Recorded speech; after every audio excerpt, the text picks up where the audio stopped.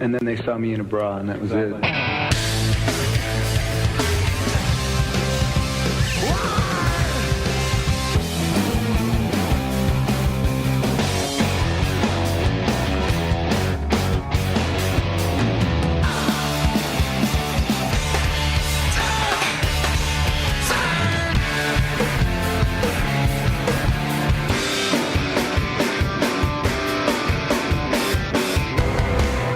What is up, Pearl Jam nerds?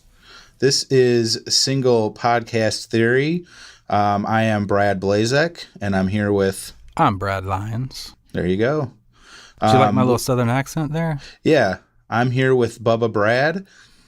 I'm Brad Lyons. They call me Old Green Bean. I'm excited. I am too, man. We're doing a bonus episode for everybody. We're doing kind of a bonus episode because this is going to be a little more specific to the Wrigley Field shows from 2016 that I attended. Yeah. So, and these are also the shows that made up the Danny Clinch documentary that just came out, Let's Play 2. So it's very timely. Yeah, I'm excited. I can't believe you were there for both of them, dude.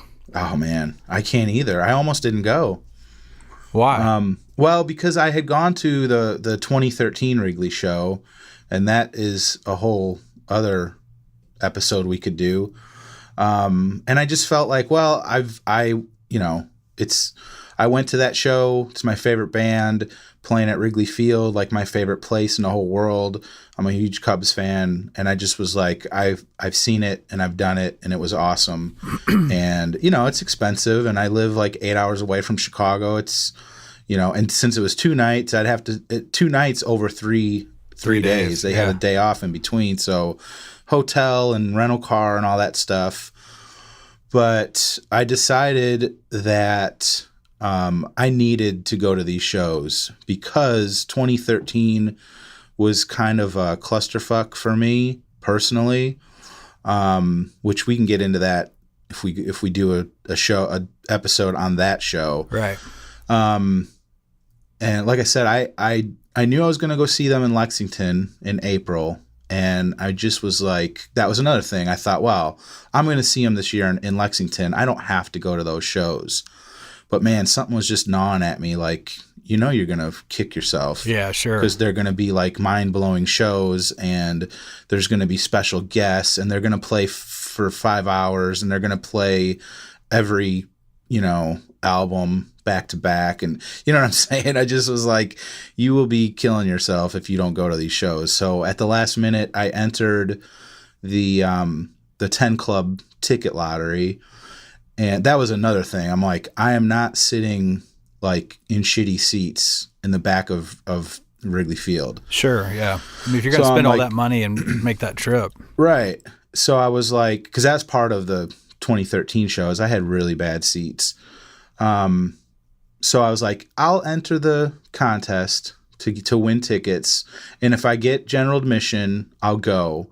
If I don't, if I get seats, I'll probably... I don't know. I didn't know what I was going to do. Right. So I entered, and I actually ended up winning 2 tickets for night 2.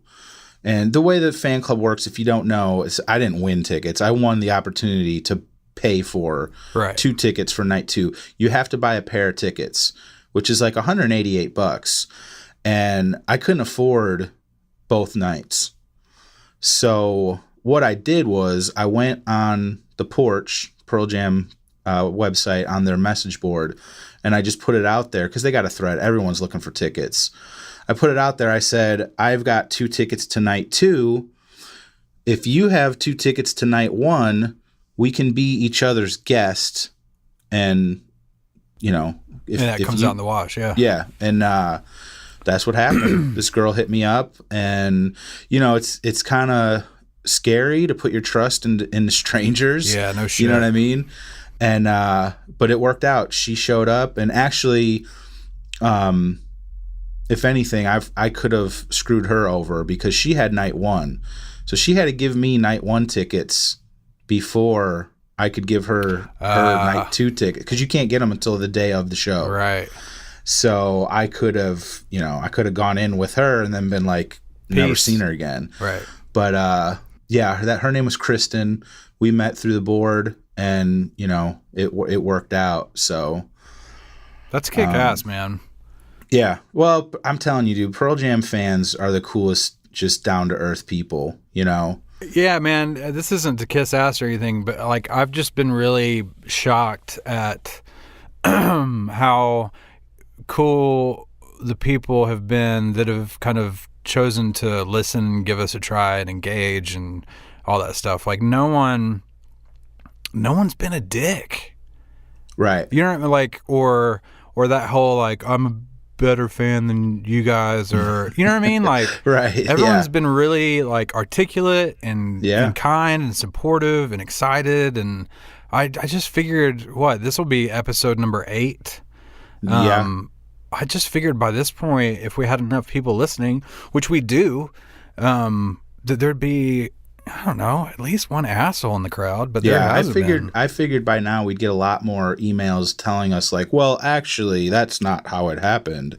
You know what I mean? Stuff like that. But everyone's been super cool and excited about it. So. Well, and just like your story, that's like a real life example of it too. Yeah. Well, I've got another one too. I mean.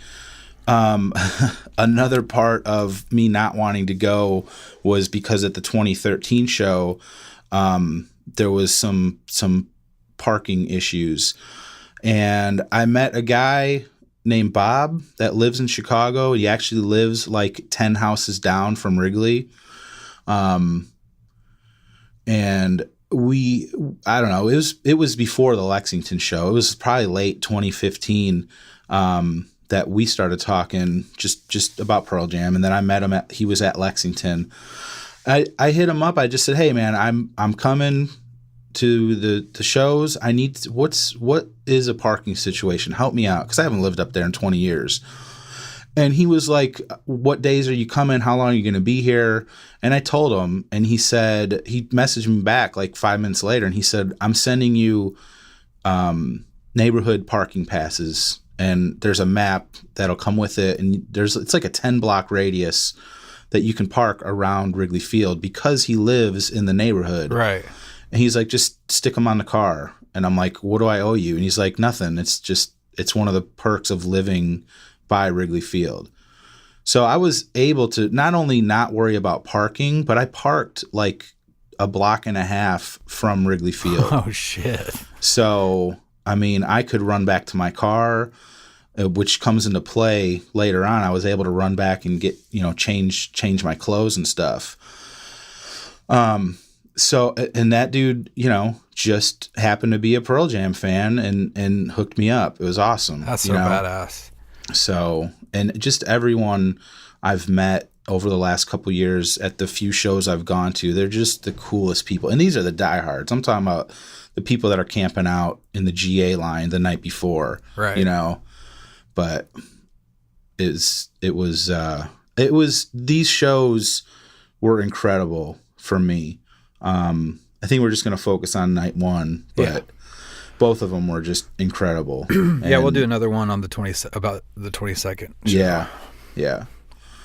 So let's get into it, man. All right. So, like I said, I drove up there. Night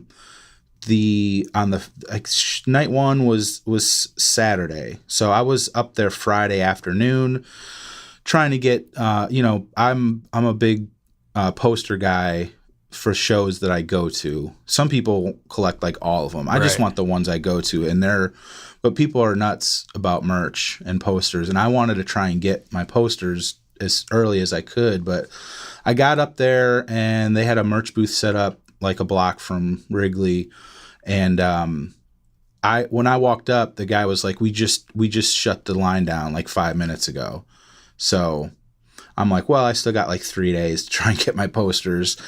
And I was checking online, and people were freaking out saying that Pearl Jam was on one of the bar rooftops right at Wrigley Field, and they were probably going to be doing like a secret show. and I was like, holy shit. And I'm like hauled ass the 2 blocks away. And it was just like a madhouse. There was, hundreds of people. And it was just, it's a party. It's just a party atmosphere going on. And everyone's Pearl Jam fans. It was just like, it's heaven, And I'm talking to people like, are they up there? And they're like, we think, but we're not positive. You know what I mean? And then there was a picture that somebody took from up above, like in one of the houses. Right. And you could see them and Danny Clinch like set up on top of this Murphy's rooftop. Yeah, see, I've seen those pictures, and I always wondered what that was. Yeah, well, we're all freaking out, and I'm like, I can't believe this. I'm going to see like a secret show. I'm going to be part of a cool thing. You know what I mean? Like, because I remember in the early 90s, they would do like fan club shows and secret shows under different names. And I would always miss out on that kind of stuff. Right. And I'm like, it's happening. They're here. And, hours go by and nothing. And what it basically turned out to be was just a photo shoot. Okay. And there is a video out now that's like a trailer for the movie. Mm-hmm. And they are up there like playing. But there's no like PA or anything. Yeah, there's no amps. And even like Matt's drum set is like, it looks like a kid's like Kmart drum set. You know what I mean? So sure. We couldn't even hear them, what they were doing. So that was kind of a letdown. But it was cool hanging out with everybody, and everyone's excited and drinking, and it's just like the greatest atmosphere for a fan, Plus it's Wrigley Field. I can't stress enough how much I love the Cubs and being outside of Wrigley Field, See, that must be a nice thing about being a fan of sports ball, because I'm not really. I was athletic growing up. I played football and baseball and basketball and all that stuff, but it just never really. I still follow college football to an extent. Roll Tide? No, War Eagle. Easy, buddy. Them's fighting words around here. Yeah, all right. No, but like I'm one of those people that like I'll watch the Auburn game, and like I'm into the game while it's going on. Yeah. But then once it's over, I'm moving on. Yeah. You know what I mean? Yeah. Whereas, especially down here in the South, the culture is completely different. It's like people start like it will ruin people's weeks. The following week if their team loses. Oh, I know. It's just like they're going to call out sick from work. And I'm just like, get the fuck out of here, man. Yeah. It's not that I'm like anti-sports or anything. It's just, I don't know. I already got music. I don't know. I get like that with the Cubs. So. Yeah. Well, but I do think that there's something different about like, yes, I grew up for the most part in Alabama.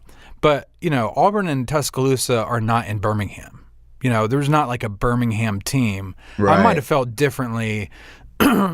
Chicago, you got the Cubs. Yeah. That's the city's team. Yeah. So I never really had anything like that growing up. That makes sense to me. Yeah. See, I grew up like 30 miles north of the city, and,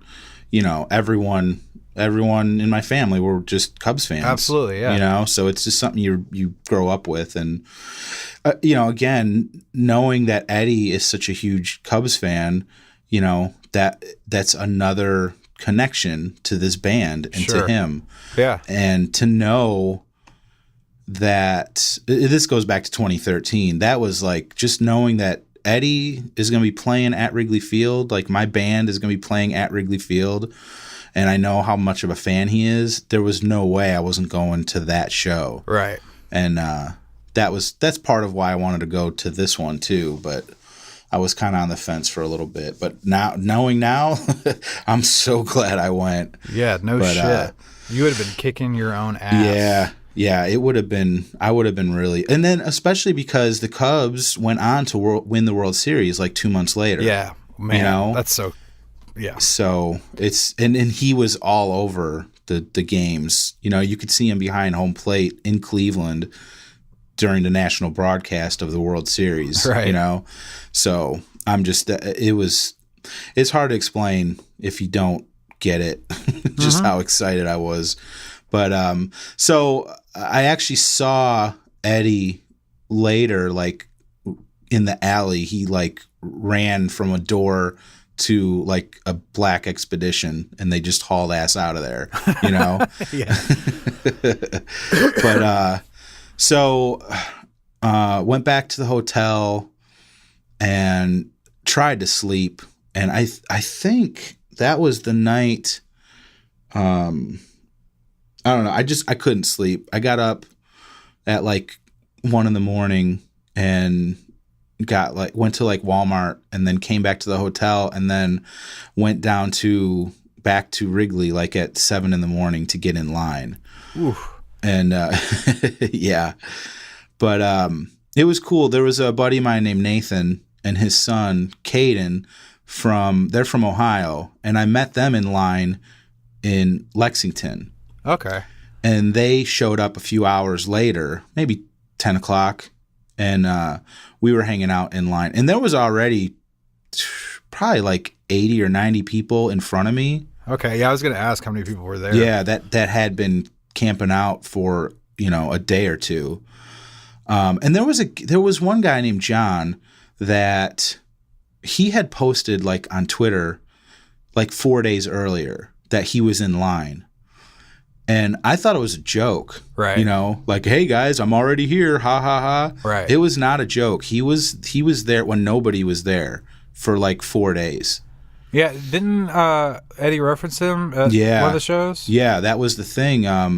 His father had passed away, and he just really wanted to be up front in case they played Release. Yeah, dude. And he got there early. And what happened was, he started talking to like crew people and security people, and word got back to the band. And Eddie, kind of pointed him out right before Release and dedicated it to him.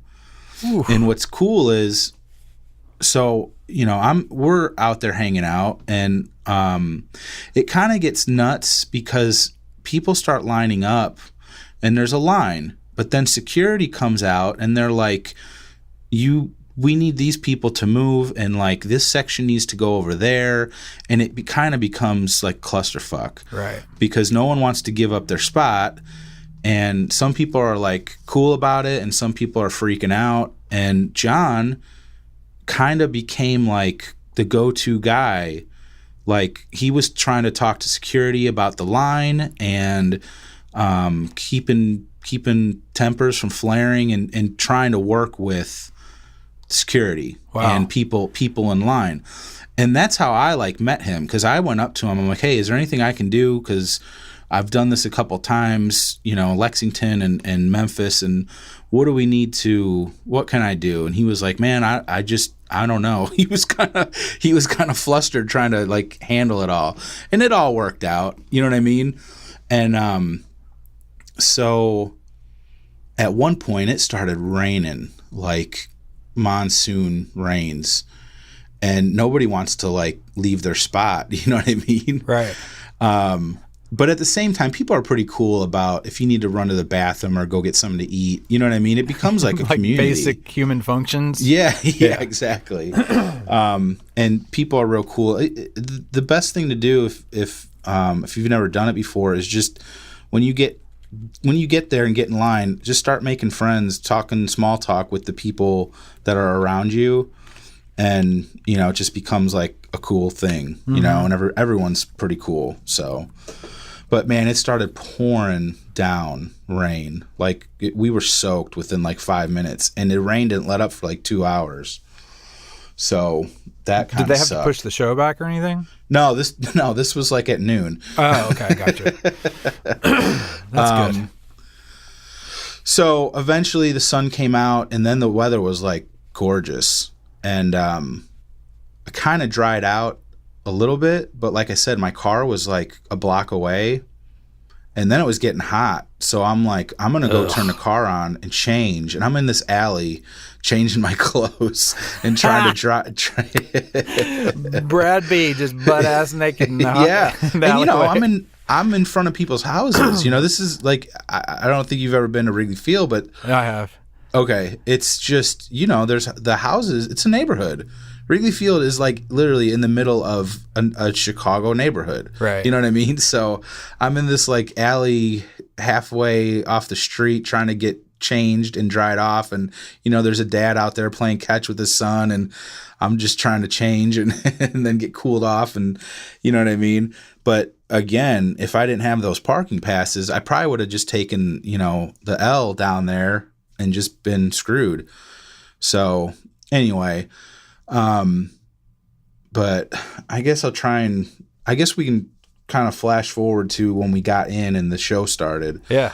But so they finally let us in, and you're trying not to run. You know what I mean? Sure. But we get in, and your goal is to get on the rail. You want to be right up front. Right. But I got there too late. There was, like I said, 80 to 100 people in front of me. But I was like what would be considered like third or fourth row, right where Mike is going to be standing. Oof. So I'm like, I'm good because Jeff usually plays on that side. Yep. Eddie is just off to my right. The drums are center. So the only thing I can't really see is Stone so good. You know what I mean? But he's kind of laid back on stage, And for me, especially the last few years, going to shows, it's all about Mike. Hell yeah, dude. I mean, he that puts on a fire. show. Yeah. Yeah. Eddie's cool too, but you got to get there. You got to get there early if you want to be on the rail in front of Eddie. Yeah, I can imagine. Because Eddie's like ground zero, and it all kind of fans out from him from the exact center. So, but I was happy with being right in front of Mike. I had really good seats. It was funny because the rain went away, dried off, got my clothes, get to our spot, and it starts raining for like 5 minutes, like as hard as it was earlier in the day. Oh shit. Got completely fucking soaked. And then the rain quit, but we were directly under like the roof of the stage, and the rain was the edge of the roof was right where we were. So for like another 10 minutes it was just dripping rain on us. God. See, that sounds so fucking miserable. Yeah, it was. Yeah, you're all sweaty and then it's wet, and it was kind of crazy. But I mean, I had Nathan and his son, and then Kristen, my ticket buddy, and you just start talking to people. There was some guys that came down from Milwaukee. This girl that was like 21 from New Jersey, and she was by herself. It just really like reminded me of my daughter. Because I was like, "You're here by yourself?" And she's like, "Yeah." And I'm just thinking about my daughter, like going from New Jersey all the way to Chicago by herself to see a concert, and she's surrounded by all of us. You know what I mean? Sure. But just there was some stoners. It was just. I mean, if you haven't gone to a show, you need to go and experience the whole GA thing.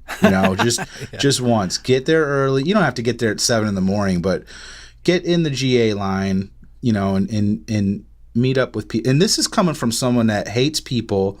I'm totally like anxiety ridden. Yeah. I don't ever talk to anybody. But for some reason, when I go to these shows, I'm just like, all that shit goes away.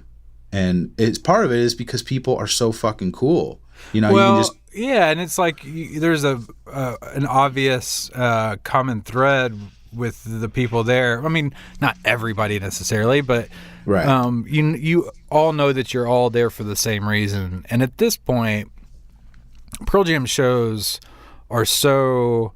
I mean, it's like an in-group, out-group kind of thing. It's like you automatically feel like you're in that group together, Yeah. Because those shows are like, I mean, even just, like the Atlanta show I went to, it just felt so like bigger than anyone there, including the band. Yeah. You know what I mean? It's like the smallest, it's the most intimate group of 20,000 people you can have. Yeah, totally. it's I don't know. I mean, I don't want to put anyone down, but for me, it's like everyone is just like normal. There's not like total aggro metalheads, because I've been to those shows. There's not like stoner hippies that like you can't even talk to because they're so like whacked out. Right. You know what I mean? It's just this community of just mostly regular normal people. You know what I mean? Sure. And I don't know. I can't fucking wait till they go on tour again, because that's like, I don't know. It's just a totally different situation than I'm used to in my normal everyday life, you know? Right. And I mean, I love that feeling. I want to have that feeling, because I don't in my normal life. I don't know. I just have like anxiety where I just don't want to talk to anybody, you know? No, I'm the same way, man. So to be in that situation with those people and everyone is so like welcoming and cool, you know, you don't get that every day. Sure. So anyway, so finally there's no opening band, which is cool. It gives the band more time to play, you know? Right. But they used it. Oh, you know what they were doing? They started playing the trailer for the Steve Gleason documentary. Oh, no shit. Yeah. And dude, you talk about breaking out the tissues. Yeah, I bet, dude. I mean, it's just, man, it's heartbreaking. Dude, and that's just cried. the trailer. I cried on the, there was those series of lightning bolt interviews that they did. Yeah. And they had one of the interviews with Steve, and it was just so fucking beautiful and brutal. You know, Yeah. It's like, yeah. Oh man. Anyway, and they start playing, like, part of the soundtrack is "Given to Fly," and it's like they're just like, the trailer is like building up, and then there's like a little break, and then "Given to Fly" kicks in. Oof. Yeah, and here, dude, they played it like 4 or 5 times, because the doors open and you're sitting there for like an hour and a half. So they play that trailer, and then 20 minutes later they play it again, and it had to be 4 or 5 times. I had to look away because I'm like, I can't cry again. Yeah, that's intense. So, well, especially like right before a show, like a Pearl Jam show, and especially if you're such a huge fan, like your emotions are already kind of out there. You know what I mean? Like you're a little raw in a good way, you know? And on top of it, I'm standing in fucking center field at Wrigley Field. Yeah, dude. It's nuts. It was nuts. I mean, I was just an emotional wreck, but in a good way, you know? But yeah, that was the weirdest part. I mean, I've been in Wrigley Field a bunch, but I've never been down on the field, you know? And so I'm just like, I kept turning, 360 degrees, like looking at, because you could kind of see the bleachers behind the stage. Right. And then you look over to left field, and then first baseline and home plate, behind home plate, and then just coming all the way around. And I'm like, this is incredible. I was never going to be a professional baseball player. So the fact that I'm standing on center field is just blowing my mind. Sure. And the show hasn't even started. Yeah, right. So, and I kept doing that, like, 3 years ago, I was way the back there. Yep. So I'm like, this is fucking incredible. So they start playing like an orchestral version of Baba O'Reilly over the PA. I was going to ask what the lights out intro music was. Yeah, that's what it was. And it's a cool version, you know. It's real upbeat. But we're all like, "Oh, it's on," you know. Well, dude, that's one thing, like, and then I can't wait to hear the rest of this, but I suffer from the same kind of like social anxiety, and it's social anxiety, but it's also I'm just kind of a misanthrope and just I don't know. It sounds terrible, but just kind of don't like people sometimes. Yeah. But man, when you're at a show like that and those lights go off, and those moments between, like, the lights go off, everything goes black, and then you can see like whether it's stagehands or where you can see like little flashlights and like figures walk across the stage, and just that, and the crowd goes fucking nuts. And then the moment where they hit the first note, and it's just like all that anxiety, all that stuff just leaves. Yeah. You know? Yeah. Oh, I love that about shows. Yeah, that moment, that anticipation is just off the charts, you know. Yeah. And when they come out, so they come out and they started with Low Light, which is, you know, that's cool. I love that song. Yeah. Yeah. It's a good song. It's slow, and they always play a slow song, but I'm waiting for like Release or Long Road. Right. You know what I mean? And they play Low Light. Well, I will say I think it's interesting that they did Release, but they did it second. Right. Yeah. That was kind of, I mean, I'm not judging it, not saying one way or the other. I just thought that was interesting. I would think if you're going to do those two songs, it makes sense for them to be at the top, but I would think it'd be released into Low Light. Right. Yeah. So after Low Light, he mentioned, Eddie's saying there's a guy named John that's here. And I'm like, I wonder if that's John that I met. And then he said, John's been waiting for 4 days, and I'm like, that's him. you know? And he was saying he's been going through some hard times, and we want to help him out, so help us sing it. Ooh. And dude, I'm fucking bawling I like a baby. For sure. I'm just like, you know, and there's all these like, you know, just people around me and girls around me, and I'm like, you know, I'm like, I was a wreck. So, and it was just intense, you know, but it was like all the stress and anxiety of, you know, getting up there and being out there for 12 hours before the show even starts, and, you know, all the, you know, money issues. You know, it's expensive for me to do something like this, and all that shit just was like washed away, and I'm like, I'm fucking here and I'm in it, and this is like amazing. You know what I mean?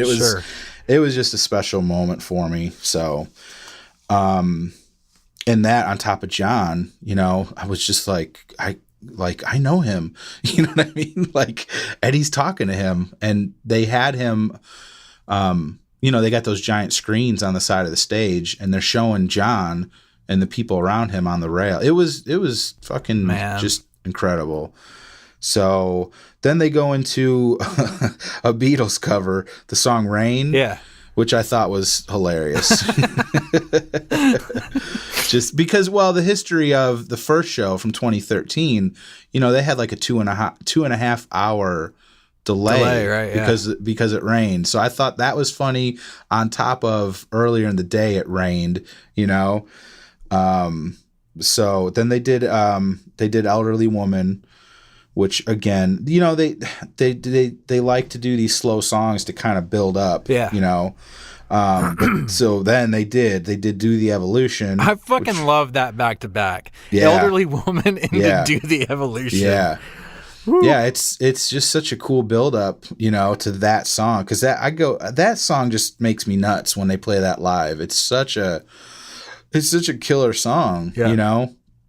And I think I was telling you about when they played in New York, and they played that, and the crowd was going so crazy that the stage started shaking. Yeah.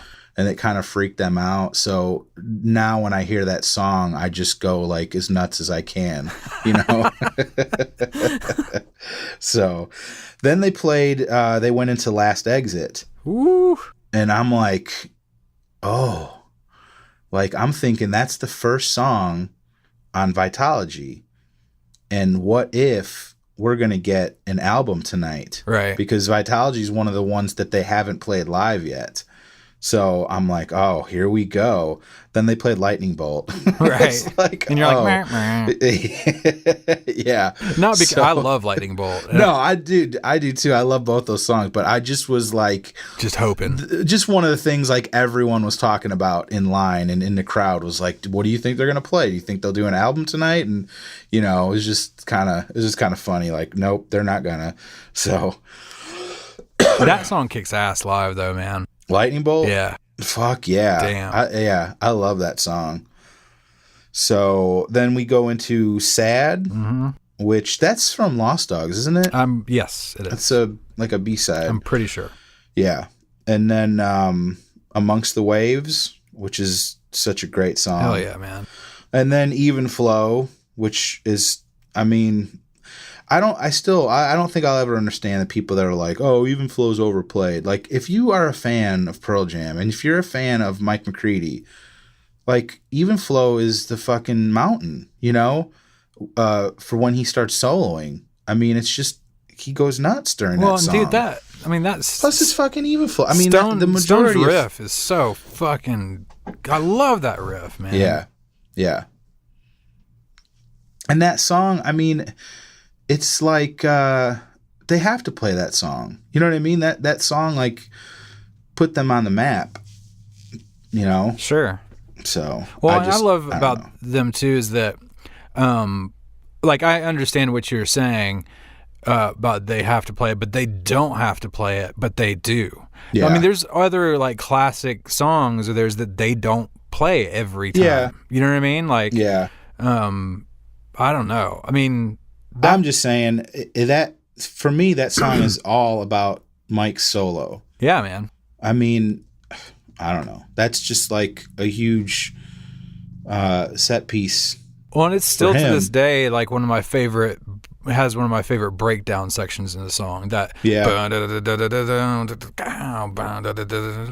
I love that section. Yeah. Well, and even, I don't know. I'm not going to keep going. Yeah, we got like 45 more songs to talk about. So, Mike, as usual, kills it. So then they go into Light Years, which, again, being on like a weird emotional roller coaster, this song reminds me of my buddy that got killed a few years ago by a drunk driver. Oh, wow. So listening to that, he was such a good dude. And like the line about, we were but stones, and your light made us stars. Yeah. Is that how it goes? I think so. That's who this dude was, So it's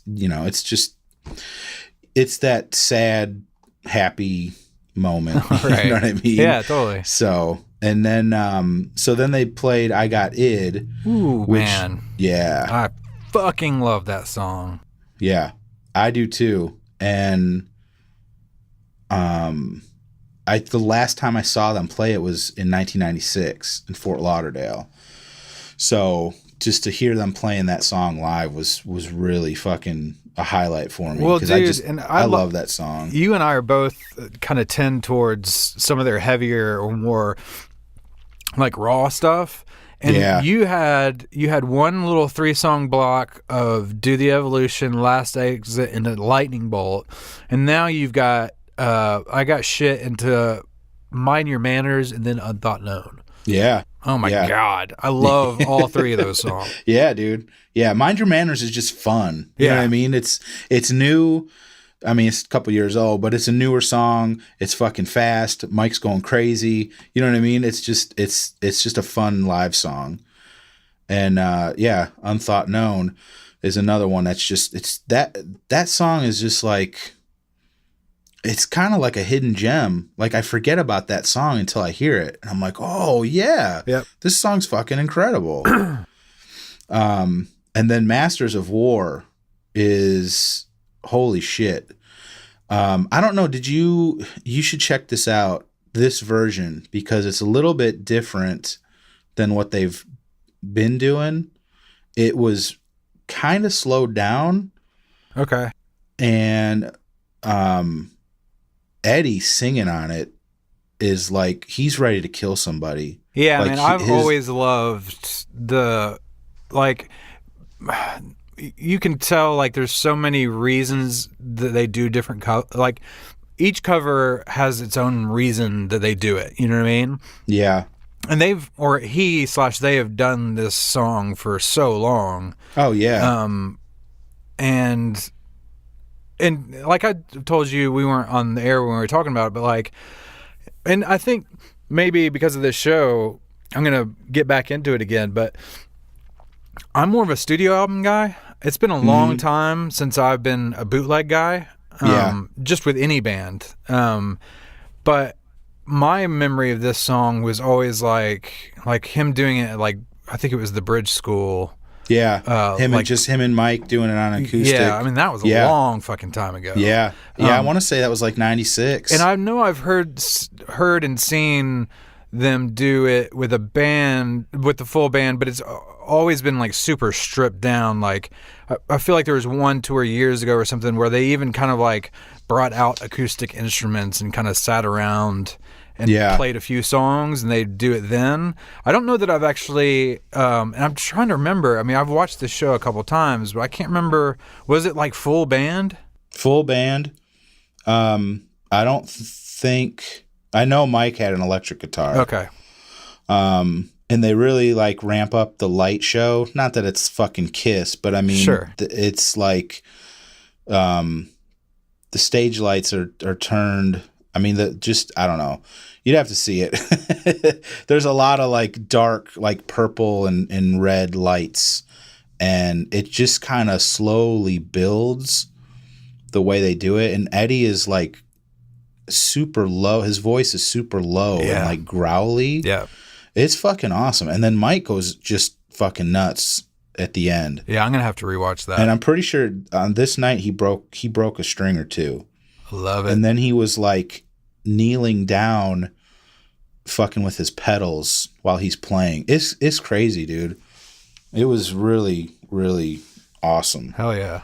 So, and then they go into I Am a Patriot, which is a cover, and it's like a faster version with the whole band. It's not just Eddie doing it on the acoustic.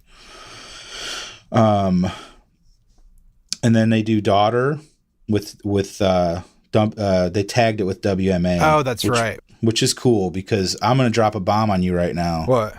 I fucking hate Pink Floyd. Oh, really? That makes sense to me, actually. So I love them, but I get it. Yeah, I've never liked that. I like Run Like Hell is a cool song. And what's the other one?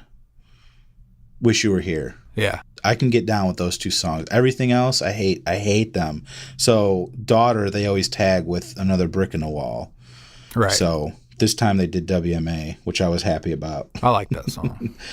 What, WMA? Yeah. Yeah. Oh, yeah. Yeah. And then we get Jeremy, which is always awesome. And then they ended this set with Better Man, which morphs into the Save It for Later tag that Eddie's been doing for years now. So isn't that how they ended like the proper set with Better Man? Yep. Yeah, that was the end of the regular first set.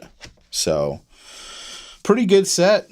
Like I said, Low Light was the only one that, I mean, I could have seen them doing something else or just at a different, I don't know. To me, I want them to open with like one of 3 songs and that's it. Release, Long Road, and I guess maybe just those 2 songs. I like Oceans, man. Oh, yeah, Oceans, yeah. As an opener. Yeah, because Oceans is the only song off of 10 that I never saw live. So I was hoping for Oceans. Right. So, but I didn't get it. No, well, not that night. No, not that night. Right. So. Well, and I want to say this real quick. Like, yeah. Just, I think it's a testament to this band and how badass they are and how,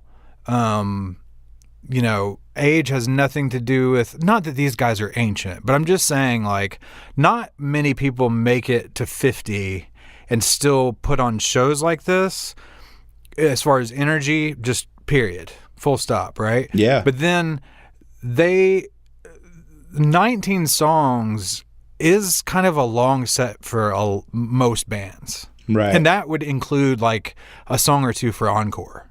Yeah. Right? Yeah. And obviously we'll get through the rest of this, but we're like about halfway through the show. Yeah. Yeah. That's fucking crazy. Yeah. And yeah, I want to say Metallica, their current tour was 19 songs total, Yeah. I think.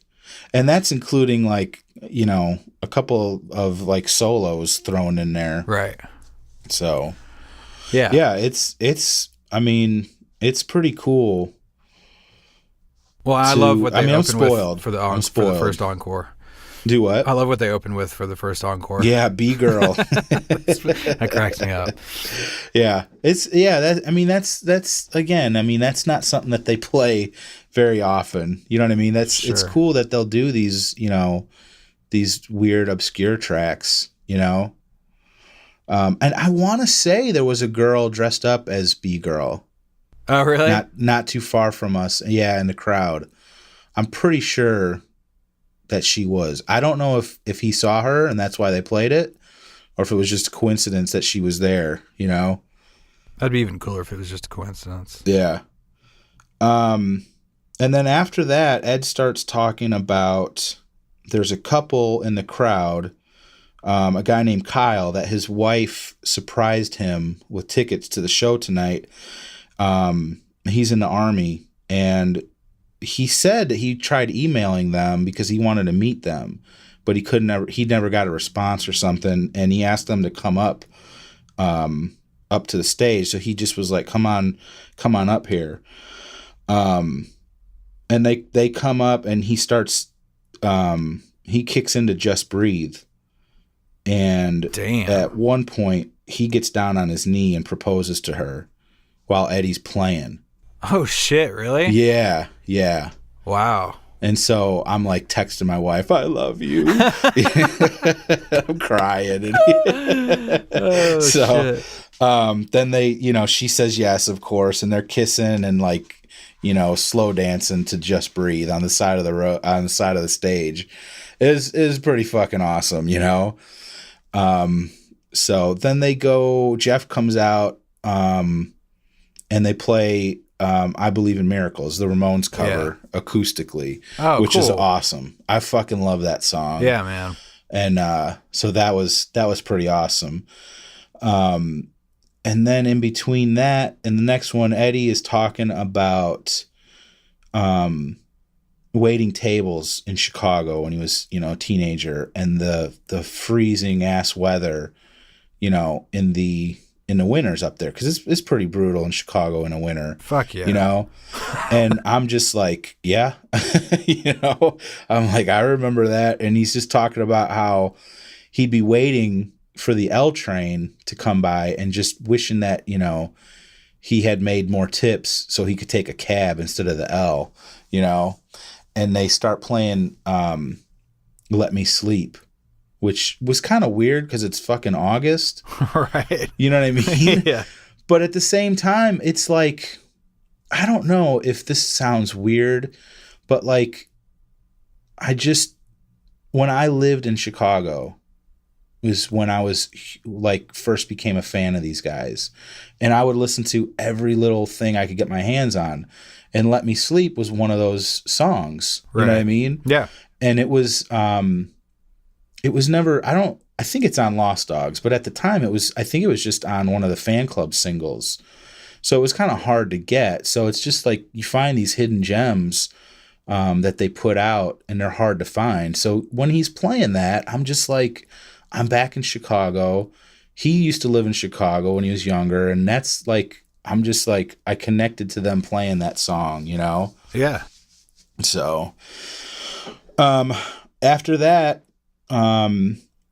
Ed introduces Steve Gleason. Oh, and man. He comes out and he's sitting in Mike's spot. So he's like 15 feet away from me. Oh, man. Really? Yeah. Yeah. Oof. It was pretty cool. I would have cried again.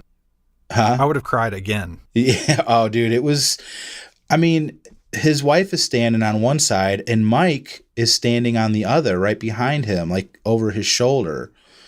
And he starts, explaining how much he loves the band and that he's been friends with Mike in particular for like 15 years. Yeah. And, it's just after seeing, like you said, those interviews on Lightning Bolt.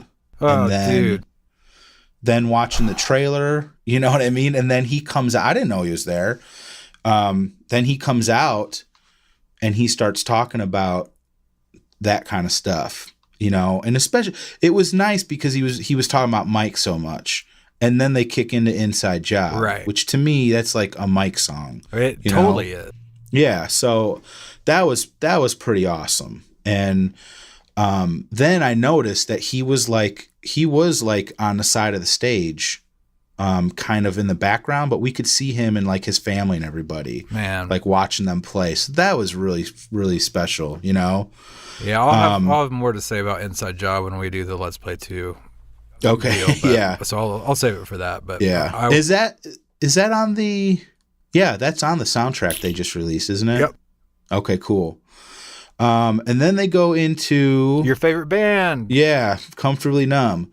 Now, I got to say, as much as I don't love this song, I do love them playing it. Yeah. It is, I mean, I'm not going to sit here and say, oh, Pink Floyd sucks. I hate anything they do. I mean, Pearl Jam playing a Pink Floyd song, I can get into it. Now, they played Mother in 2013 at Wrigley. I was not into that. Danzig Mother? No, Pink Floyd. Pink Floyd Mother. I was like, what? Danzig? That would have been fucking awesome. Hell yeah, man. I was like, how have I not heard that? But this was another one that they had some, their light show is not very, spectacular. But on this, it was pretty trippy and pretty cool. So I could find some enjoyment out of that. I mean, if you're going to do a Pink Floyd song, you got to have a good fucking light show. Yeah. You know what I mean? And they did. Yeah. And, oh yeah, they did 2 Floyd songs, didn't they? 2 what? Pink Floyd songs. Well, they did Interstellar Overdrive, which is, that song's like 12 minutes long, isn't it? Like the Pink Floyd version? I'm pretty sure, yeah. I mean, they just do like 30 seconds of it gotcha. as an intro to Corduroy. Fuck yeah. Yeah, fuck yeah. Man, they play this song so fucking fast live. I seriously like nerded out the other night after Let's Play 2 came out. And I've got this little app on my phone for when I'm in the studio, like trying to figure out if it's a song that I'm producing for someone that like needs to be on a click track or a metronome, like a grid. Mm-hmm. Then I've got this little app on my phone that I can let the person play the song that's at a comfortable tempo for them. And then I can kind of tap the phone and it tells me like around what BPM it is. Mm-hmm. And so I put on the Vitology version of Corduroy and tapped it out. And of course, they're not on a click, but within a couple BPM. So I figured it out. So it was around 133 is the BPM on the record. Yeah. And then I pulled up this one, the one that's on Let's Play 2. And I'll just say for people who don't have a point of reference, like, if I'm in the studio with someone and let's say it was 133 and they're like, it feels a little slow. Like I might bump it up like 1 or 2 BPM. Like you can drastically change the song by bumping it or ducking it like 1 to 3 BPM. So you want to take a guess? If the studio version is at 133, what would be your guess at the BPM for the live version? God, I don't know, 175. Oh no, not that much. But you're close. I mean, kind of close. Really? No, it was like around 145. It was like 12 BPM faster than the record. It's like, damn. Yeah. I don't know. kind of. Well, you gotta realize too, they just did like 5 really slow songs. Sure. Well, you know what I I'm mean? just saying, like, every time they play Corduroy, it's that fucking fast. Every time. There's a bunch of songs like that. It's just like, man, and I'm not trying to be like snobby musician dick or whatever, because at the same time, like, you know, listening to even Let's Play 2, like, there's a different kind of energy that you get out of playing that song faster, right? Yeah. Like, it doesn't make me hate the song or want to skip it. It sounds fucking great. Yeah. But there are some songs that I'm just like, man, the whole groove of this song is that you guys play this badass kind of slow tempo. Yeah. And you're just kind of fucking losing me right now, you know? Yeah. But anyway. Well, I was into it. Oh, I bet.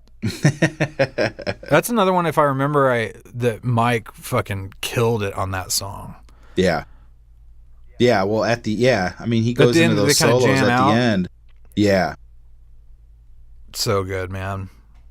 I can't wait to do. We need to do Mike episode soon, even if it's just selfishly for me, because that guy is like. No, dude, I told you when I first got into them, I kind of focused on Eddie, but the last few years, especially getting into the live stuff, I'm all about Mike motherfucking McCready. Dude, I just like everything about that dude. Yeah. You know? Yeah. Anyway. He definitely seems like the most open to meeting fans, you know? Yeah. So. Well, and I think, like, Stone has always been kind of seemingly, anyway, not that I fucking know him, but seemingly like the most level-headed. Mm-hmm. Right? Like, Jeff seems like the super, kind of, not in a bad way, but like a certain type of like sensitive. Yeah. Right? Artsy. And Eddie is Eddie. And then, but Mike always seemed like he was the other troubled guy in the group. Yeah. Like Eddie, you know? But he handled it in a different way, and it was a little bit more obvious. And to see him come from that to who he is now and how much fucking work that takes. And again, I'm not saying this to make it a thing. I'm saying it because it's relevant. Like, for me personally, that as someone that is approaching my first year sober, and to literally know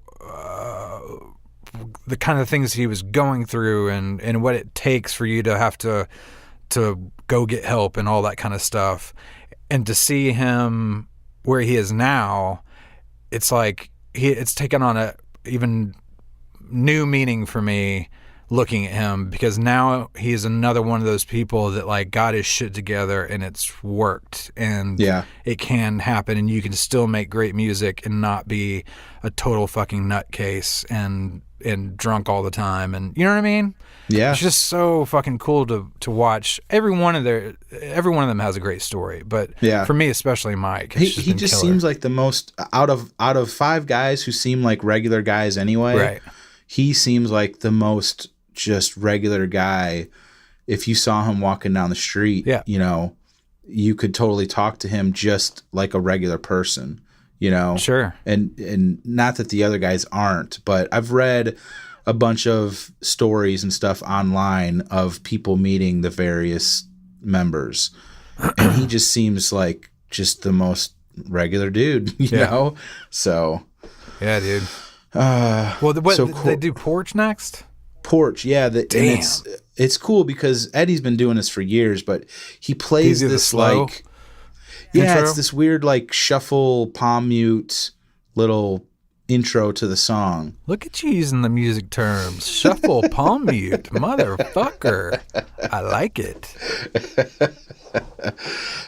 But whenever I hear that, I get excited because I know it's Porch, and Porch is like they usually play Porch as a set ender, right? You know, and it's usually like 6 or 7 minutes, you know, where the studio version's like 2.5 minutes long.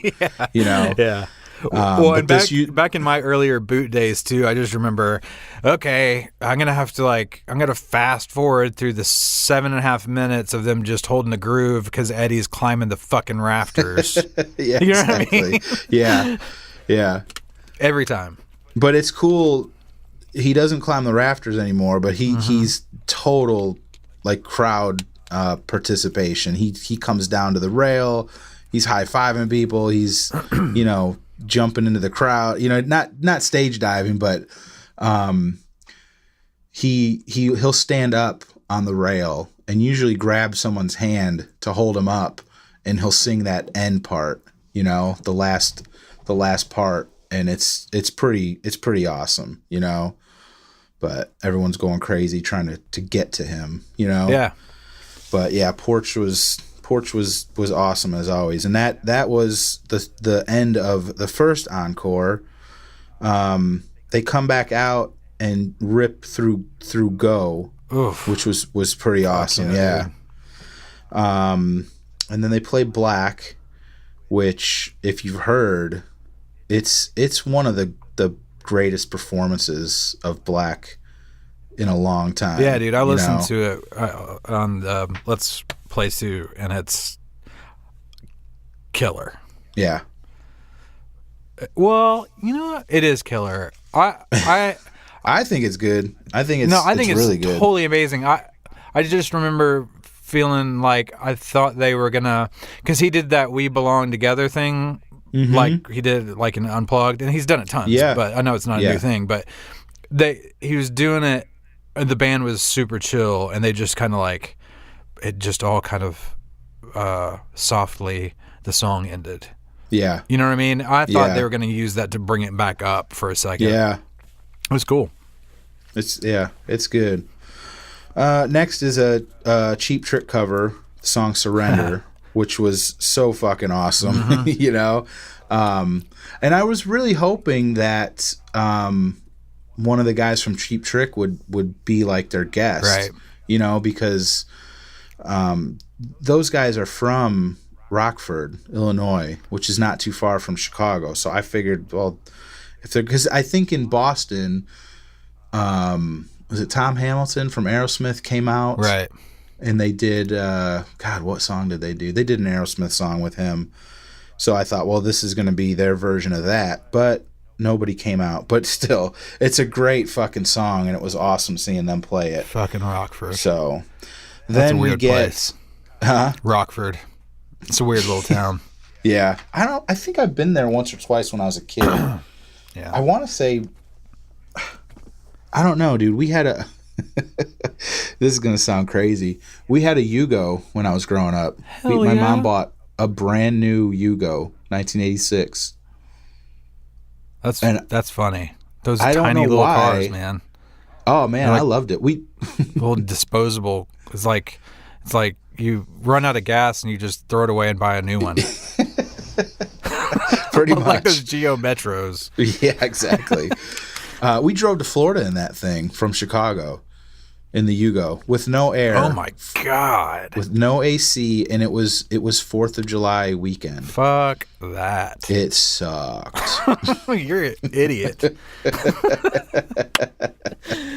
I was 12, dude. Yeah, man. I get it.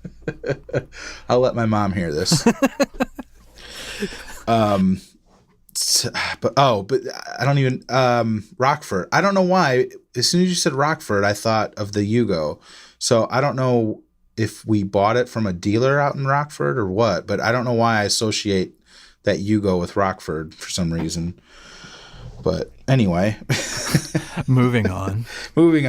They kick into Alive, and fucking Alive is always great. It's like even flow. You know what I mean? Yeah. It's just, I fucking love that song. There's so much history to it. And then when you get to the solo, Mike just shreds his ass off, So that was pretty fucking awesome. And I thought that was the end because that was the second. Think. Yeah. I thought Song it was number over. 30 fucking 2. Jesus. But no, they go off stage. Eddie comes out by himself wearing a Cubs jersey, and he starts talking about 2013 and how that show was crazy. And he mentions that when he was a kid, his favorite Cubs player was Jose Cardinal. And he brings out Jose comes out, and Hall of Fame. Is he in the Hall of Fame? Ron Santo was a real famous Cubs player. He passed away, in a not too distant past here. But his kids come out on stage, and he starts playing the All the Way song that he wrote for Ernie Banks. Yeah. So, dude, you talk about losing it. He's playing that song that he wrote about the Cubs going to the World Series, which at this point they hadn't. Right. And the song is about, like, someday they'll go all the way. Right.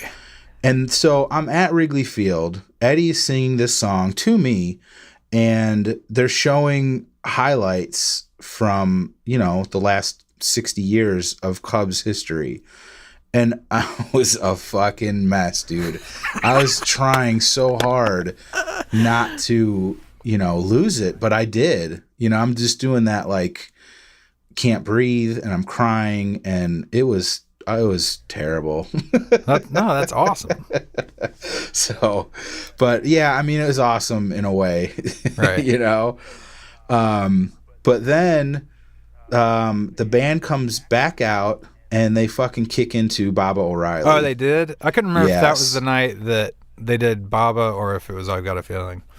Yeah, that was night 2. Okay. They did Rockin' the Free World, and then I've Got a Feeling. So this was Baba O'Reilly, which has got to be my all-time favorite cover by them. And, like, to go to a show and see them close, because it's usually like Alive or Baba O'Reilly or Rockin' in the Free World. There's only a few handful of songs that they open with and close with. And Baba O'Reilly just makes me go insane. Yeah, man. You know what I mean? Yeah, it's a great closer. I love it. Yeah. Power chords, right? Is that just a power chord, basically, that whole song? Yeah. Man, when they start playing that, that's one of those songs that, like, I could start crying just from, I don't even know why. I just hear that riff, those power chords, and I get all super emotional. You know what I mean? Oh, sure. And I don't even know why. It's not like I have any super deep connection to that song, but there's something about those notes hitting my eardrums. It just does something to me. Epic and transcendent. And it's another example. I mean, we talked about it a lot in the Vitology episode, but just another kind of side of the coin and Eddie's reverence for youth. Yeah. You know what I mean? Yeah. I think it's cool. Yeah.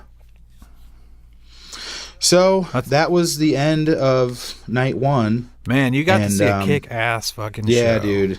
Yeah. I can't wait to talk about the next one. Yeah, it was incredible. I mean, the whole thing, just meeting everybody and, making new friends. And it's just, it was pretty cool. I did the next morning real early. I went back down there to get my posters. And that guy, John, was out there. Did you get to talk to him? We chatted for about 15 or 20 minutes. He probably didn't even see that shit coming, did he? No. Man. No, he didn't. No. So, and it's sad now because they had already announced the Temple of the Dog reunion shows. And he was telling me, he's like, dude, if you can make it to, I think it was San Francisco, he's like, I've got a ticket with your name on it. Just get out there. And at the time, I was like, "Oh man, this trip is killing me financially anyway. Yeah, I don't know if I can go to San Francisco. San in a month or Francisco's no joke, man. Right?" And I'm like, I mean, I appreciate it, and I don't even know the guy. I just met him the 24 hours before. You know what I mean? Sure. But just super sweet guy, and knowing now, I wish I had gone. Yeah. But he was really cool, and I was so happy for him, and I had to tell him, I'm like, dude, I know we met briefly yesterday, but I'm like, that was pretty amazing, and he was so excited about it, I bet, man. So, damn. And he was at the Metro show of Let's Play 2 earlier this week. I've seen pictures of him online. So. Oh, really? Yeah. That's cool. So, Well, man, I'm glad you got to, for many reasons. I mean, it's just cool to hear, like, you know, you're from Chicago, you've been a lifelong Cubs fan, you know, you've been a fan of Pearl Jam as long as it's possible to be a fan of Pearl Jam, you know, Pretty from much. the beginning, you know? Yeah. And then just to get to have this experience, and this is only half of it, you know? Yeah. To have been at those two shows, and then that's what they've made the documentary around, and the Cubs end up winning the fucking World Series. Mm-hmm. You know, like, that's just, Yeah, you can't write shit like that, man. Yeah. It's crazy that it's two separate things that came together the way they did. Yeah. You know? So, yeah, I feel, what's the word? I hate to say blessed. I know what you mean, though. You feel But gratitude. You feel... Yeah. Just that I went and I was able to go, and it was 100 times better than 2013. And that's not me putting the band down for the show. It was... No, I know what you mean. It was just a lot of the personal shit that happened around that show really kind of fucked me up. And to go to this show and to go both nights, and it was just incrable. It was Totally really, redeemed really the awesome. first one? And what's that? Totally redeemed the 2013 one? Yeah, totally. Man, you are so hashtag blessed. You know? Just hashtag blessed life, bro. Man, you are never going to live that one down. Hashtag blessed. Well, I don't know if anyone made it this far. That's true. Talking about one specific show. Oh, fuck it, man. I think it's timely. And yeah, it's cool for me. I'm just glad I've got a platform to talk about this, because I loved the two Wrigley shows. I mean, obviously, I fucking loved. So to get to talk to somebody about it for an hour, and maybe other people will listen to this, enjoy it. That would be awesome. Yeah, so. man. I mean, you know, well, I guess we can kind of close on this because I unfortunately have to get back to work. But, I know. You know, this is like a treat for me, and I can't wait till the next episode with the second show on the 22nd. Because this is, like I said earlier, like I was heavy into the bootlegs for quite a number of years, and then for whatever reason I just kind of stopped. And like I said, it wasn't just Pearl Jam, it was like just bootlegs in general. I just kind of stopped tracking them and listening to them and stuff. But it's cool to have a partner like you on the show that kind of, I don't know, I've gotten to sit here and just hear your perspective like I'm a fan of this podcast. Yeah. You know what I mean? Cool. Like, that's cool. It's been nice, you know? And like this is a very specific episode, which is why we decided to make it kind of a bonus thing. And that way people that aren't as interested in this kind of stuff or this side of the band or this particular show or whatever, they still get their regular, you know, Sunday night at midnight episode. But I think for the people that want to hear about this, it's kick ass. Yeah. You know? Yeah. To use my favorite word. Well, man, thanks for walking us through all that, dude. Yeah. Thanks for letting me do it and listening to me. Fuck yeah.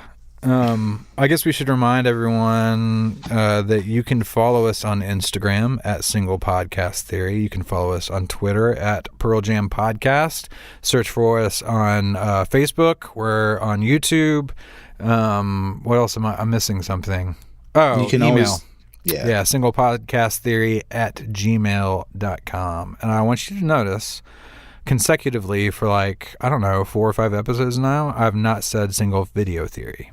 I keep waiting for you to fuck up. I'm very proud of me.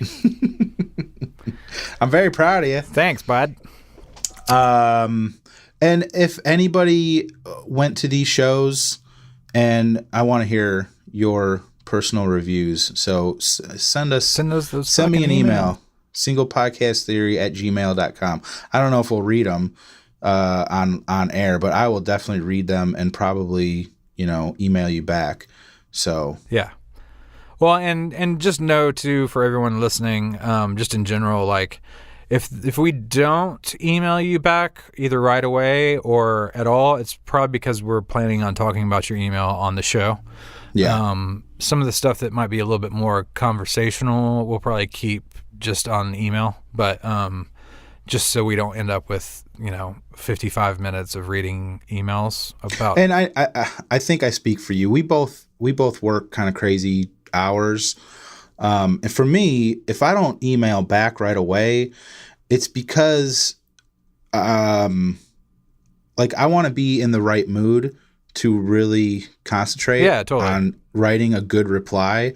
I don't want to be like, oh yeah, thanks, and, Peace. and just, right. You know what I mean? So if you email us and you don't hear back from us right away, that's why. Well, and like, for example, this last week I was in Disney and I haven't had like a proper vacation in a very long time. And so I was trying to kind of stay as unplugged as I possibly could be for, those 6-7 days. But I'm back into the grind, so keep those emails coming. Yeah, I love them. And iTunes reviews. Yes, please. You'll help us spread the word. Actually, you'll be helping other people find us. So if you enjoy this podcast, please just take a couple seconds. It doesn't have to be some long thing, and just leave us a positive iTunes review for this podcast, so that like I mentioned in another podcast.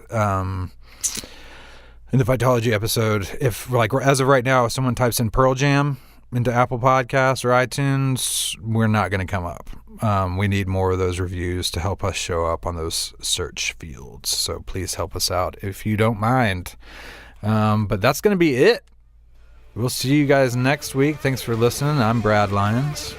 I'm Brad Blazett. Peace. I died and you just I died and you watched. I died and you walked by and said no. I'm dead. That was fine. Fuck yeah. Woo! And the rest of you guys.